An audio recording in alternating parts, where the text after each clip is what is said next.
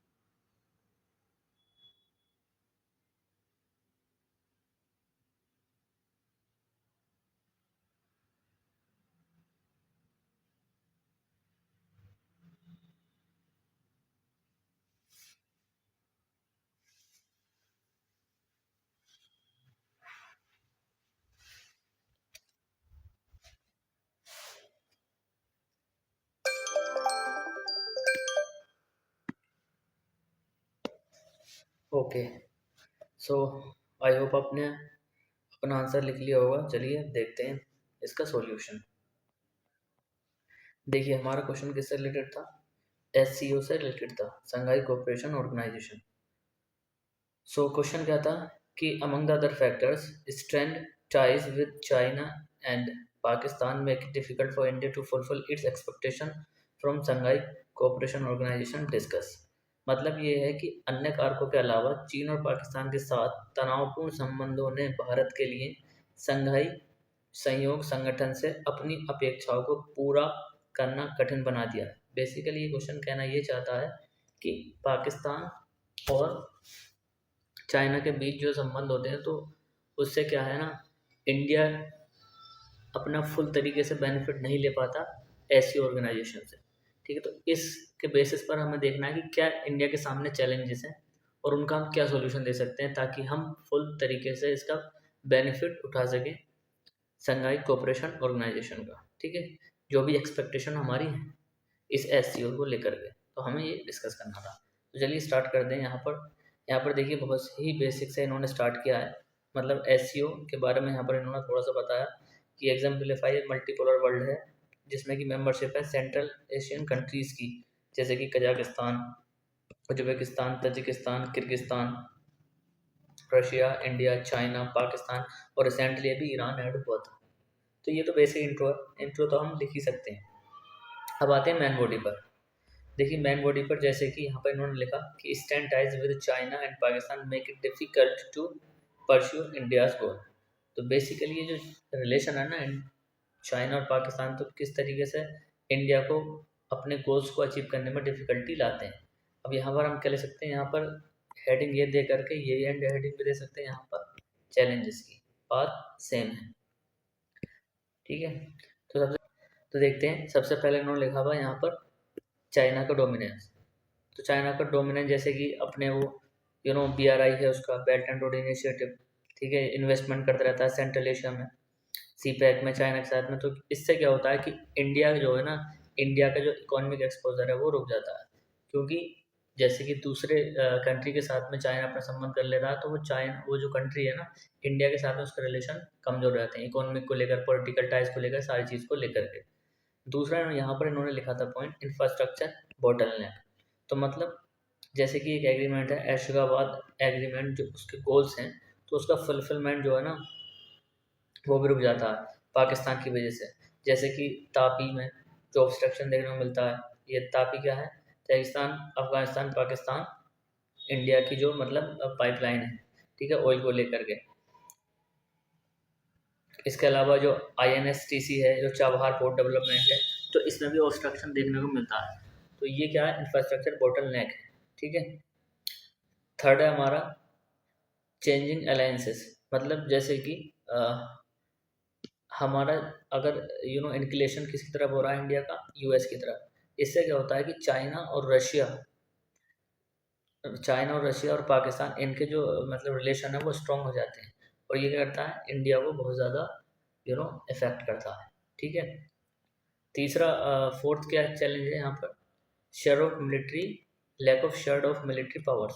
क्योंकि देखिए इन तीनों कंट्रीज के बीच में कोई भी मिलिट्री एक्सरसाइज सक्सेसफुल नहीं हो पाती सही तरीके से, क्योंकि इनकी जो मिलिट्री है पाकिस्तान की, वो क्या करते रहती है, ट्रांसग्रेशन करती है LOC में और गिलगिट में, और चाइना की अरुणाचल प्रदेश में और कश्मीर में। तो ये भी एक चैलेंज है। इसके अलावा लैक ऑफ कंट्रोल है ऑन टेरर। दोनों कंट्री के जो है ना टेरर के ऊपर कंट्रोल बहुत ज़्यादा कम है। पाकिस्तान क्या है, टेररिज्म को स्पॉन्सर करता है और उसकी जो सपोर्ट करता है चाइना करता है। ठीक है, और ये किस में कहा गया था, UNSC के 1267 रेजोल्यूशन में। इसके अलावा लो इकोनॉमिक एक्सपेंशन है, मतलब कि टेरिटोरियल प्रॉक्सिमिटी नहीं है हमारी सेंट्रल एशिया के साथ में, क्योंकि पाकिस्तान और चाइना की वजह से, इसलिए हमारा जो फ्री ट्रेड एग्रीमेंट है ना उसकी स्कोप बहुत कम रह जाती है। तो ये भी एक इंडिया चैलेंज फेस करता है। अब यहाँ पर इन्होंने सॉल्यूशन दिए, future scope for India through SCO। क्या फ्यूचर स्कोप हो सकती है कि हम अगर कल्चरल सुप्रीमेसी को अपने लेवरेज करें, इससे कुछ फ़ायदा उठाएं हम कल्चरल सुप्रीमेसी को, जैसे कि वाराणसी को कल्चरल कैपिटल सेलेक्ट किया गया था। इसके अलावा टेररिज्म के अगेंस्ट जो दूसरे ऑर्गेनाइजेशन है, दूसरे ये इस तरीके के ऑर्गेनाइजेशन जैसे कि RATS है, सो ये भी मैकेनिज्म हो सकते हैं जो हम टेरर के अगेंस्ट यूज़ कर सकते हैं। इसके अलावा जो सेंट्रल एशियन कंट्रीज़ हैं वो हमारे लिए फ़ायदेमंद हो सकती है एनर्जी के लिए, जैसे कि उज्बेकिस्तान से हम यूरेनियम इंपोर्ट कर लें, ताकि इंफ्रास्ट्रक्चर, ताकि कि हमने अभी बात की इंफ्रास्ट्रक्चर एंड एक्सपोर्ट, तो सेंट्रल एशियन कंट्री से हमें अपने टाइज मजबूत करने हों। इसके अलावा यहाँ पर इंडो यूएस का जो अलायंस है ना, इसको भी थोड़ा काउंटर करने की ज़रूरत है, ताकि हम चाइना और रशिया के साथ में कोलैबोरेट कर पाएँ और इस हॉस्टिलिटी को थोड़ा कम कर पाएँ। जैसे कि यहाँ पर देखिए, ये इस चीज़ को आप अपने नोट्स में नोट डाउन कर लीजिए और इसको थोड़ा मेमोराइज कर लीजिए, क्योंकि जैसे इन्होंने ये कंक्लूजन कहा, हम भी कहीं ना कहीं इसको एज ए कंक्लूजन यूज़ कर सकते हैं। As Vijay Lakshmi Pandit says, sweat more in peace to bleed less in war. ठीक है, तो India leverage SU to build a peaceful multipolar world envisioned in SDG 16 और SDG 17। ठीक है, तो ये था। अब मुझे यहाँ पर बताइए कि SDG 16 और SDG 17 किससे रिलेटेड है। आपका थोड़ा रिवीजन यहाँ पर हो जाएगा। चलिए आप हमें बताएंगे। ठीक है, तो यहाँ पर SDG 16 किससे रिलेटेड था, पीस, जस्टिस और स्ट्रॉन्ग इंस्टीट्यूशन से, और 17 किससे था, पार्टनरशिप फॉर द गोल से लेकर। तो यहाँ पर SD का हमने पहले भी देखा था कि टॉपर्स की कॉपी में मोस्टली कंक्लूजन इन SDG जो सस्टेनेबल डेवलपमेंट गोल्स हैं इनके बारे में लिखकर यहाँ पर कंक्लूड कर दिया जाता है। तो ये था आज का क्वेश्चन। ठीक है, यहाँ पर अपना ये वैल्यू एडिशन आप नोट डाउन कर लीजिए। अब हमारे GS2 की आंसर राइटिंग काफ़ी हो जाएगी। आपने स्ट्रक्चर सीख लिया होगा, थोड़ा कंटेंट भी आपको मिला होगा। हालांकि ऐसा नहीं कि आप पूरी आंसर राइटिंग सीख जाएंगे, धीरे धीरे आंसर राइटिंग आपकी इंप्रूव होगी। आप डेली प्रैक्टिस करते रहिए इसी तरीके से। मिलते हैं आप GS3 के सेशन में, तब तक के लिए धन्यवाद।